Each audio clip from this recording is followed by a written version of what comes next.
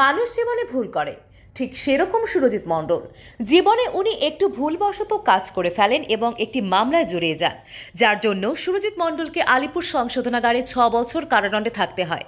তারপর সুরজিৎ মণ্ডল বেরিয়ে কোনো জায়গায় কাজ না পেয়ে কি করবে বুঝতে পারছিলেন না, কারণ তার সঙ্গে তার পরিবারের অনেকে থাকেন। ভাই বোন, বাবা ও মাকে নিয়ে সুরজিৎ মণ্ডল দিশাহারা হয়ে গিয়েছিলেন। ঠিক সেই সময় সুরজিৎ মণ্ডলের পাশে মনোজ কুমার রায় এসে দাঁড়ান, যার কথা না বললেই নয়।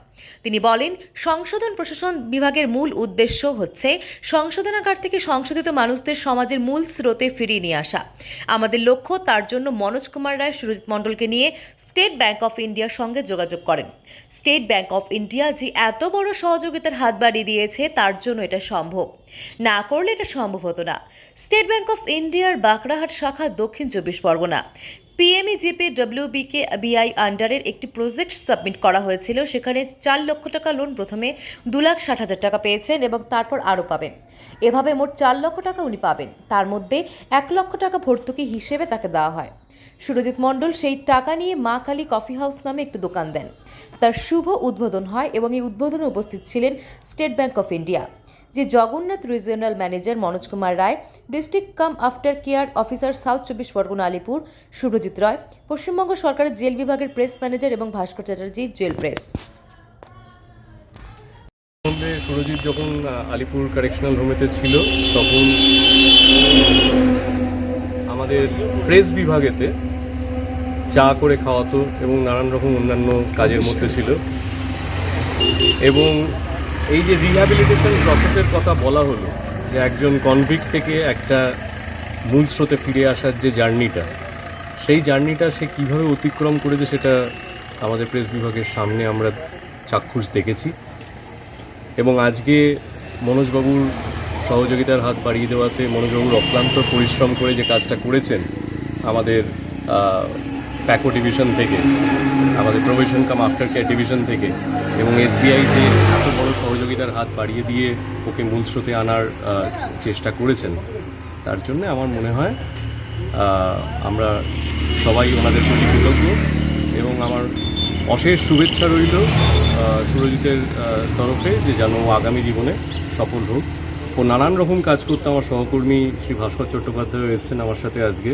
প্রেস অ্যান্ড ফর্মসের ইতিহাসের সময়তে ও কীভাবে আমাদের সাথে জড়িয়েছিল এবং কীভাবে ও নিজেকে সঠিক রাস্তায় নিয়ে আসতে পেরেছে, হয়তো দু একটা কথা তুমিও অ্যাড করে দিতে পারো সেই পরিপ্রেক্ষিতে।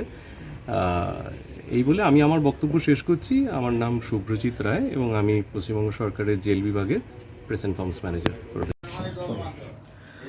সংশোধন প্রশাসন বিভাগের মূল উদ্দেশ্য হচ্ছে সংশোধনাগার থেকে সংশোধিত মানুষদের সমাজের মূল স্রোতে ফিরিয়ে নিয়ে এসে তাদেরকে সমাজের মূল স্রোতে ফিরিয়ে দেওয়াই হচ্ছে সংশোধন প্রশাসন বিভাগের মূল উদ্দেশ্য।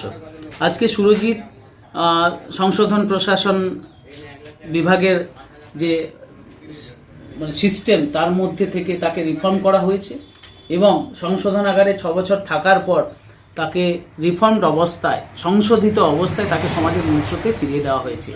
আজকে সুরজিৎ একজন সংশোধিত মানুষ। ও স্টেট ব্যাংক অফ ইন্ডিয়ার মাধ্যমে পিএমইজিপি স্কিমে ডব্লিউবিকেভিআইবির আন্ডারে 4 লক্ষ টাকার একটা প্রজেক্ট প্রপোজাল সাবমিট করা হয়েছিল এবং সেখানে ও 4 লক্ষ টাকার লোন ও পেয়েছে। তার মধ্যে 1 লক্ষ টাকা ও সাবসিডি পাবে। আজকে তার শুভ আরম্ভ হলো। এই কফি হাউসের মাধ্যমে আশা করি ও নিজের পায়ে দাঁড়াবে এবং সুন্দরভাবে সমাজের মূল স্রোতে জীবনযাপন করতে পারবে। ঠিক বললাম?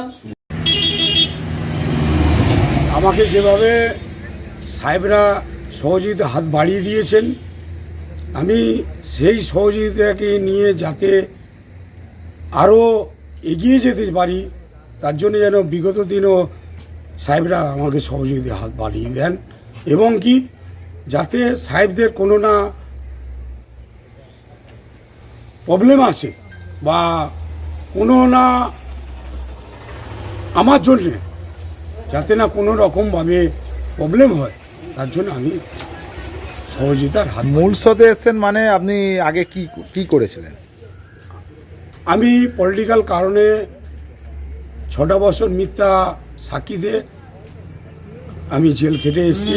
এগুলো মিথ্যা সাক্ষী বলা যাবে না, কোর্টে যখন তুমি একবার হয়ে গেছো না, এগুলো বলা যাবে না। তার